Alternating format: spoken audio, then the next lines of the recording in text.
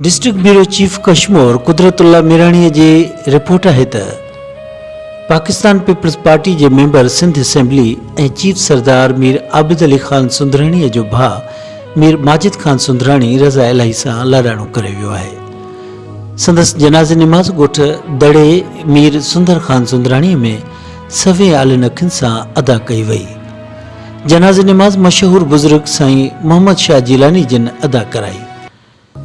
जनाज़े नमाज में इलाके के सियासी समाजी शख्सियतन के अलावा पीपल्स पार्टी जिला कश्मीर के सदर Mir Gulmand Khan Jakhrani, general secretary Altaf Ahmed Khoso, Peoples Youth Sindh के सीनियर नायब सदर Shafqat Hussain Mirani, MPA Abdurrauf Khoso, deputy commissioner Kashmore at Kandhkot Munawar Ali Mathiani, Sardar Tego Khan Tegani, Syed Bashir Ahmed Shah, Syed Yaqoob Ali Shah, Sardar Mohammad Saleh Golo, मुकदम शबीर अहमद खान बजकानी, मुकदम शेर अहमद खान बजकानी समेत मुख्तलिफ मकतब फ़िक्र रखंदड़ शख्सियतन शिरकत कई। संदस जनाज़े नमाज गोठ दड़े मीर सुंदर खान सुंदराणी में सवे आलिन अखिन से अदा कई वई।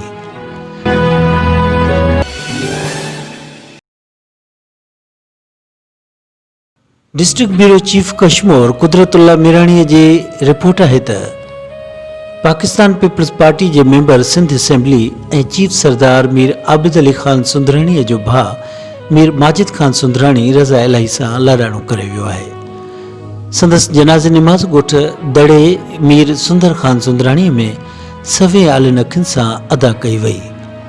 जनाज़े नमाज मशहूर बुजुर्ग साईं मोहम्मद शाह जिलानी जिन अदा कराई।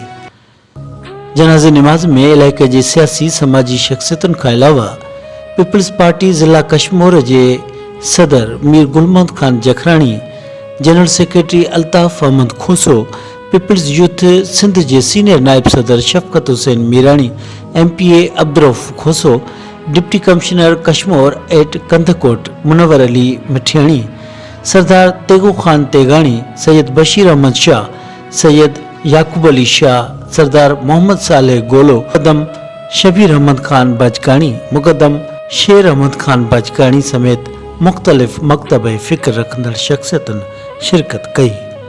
संदस जनाज़े नमाज गोठ दड़े मीर सुंदर खान सुंदराणी में सवे आलिन अखिन से अदा कई वई।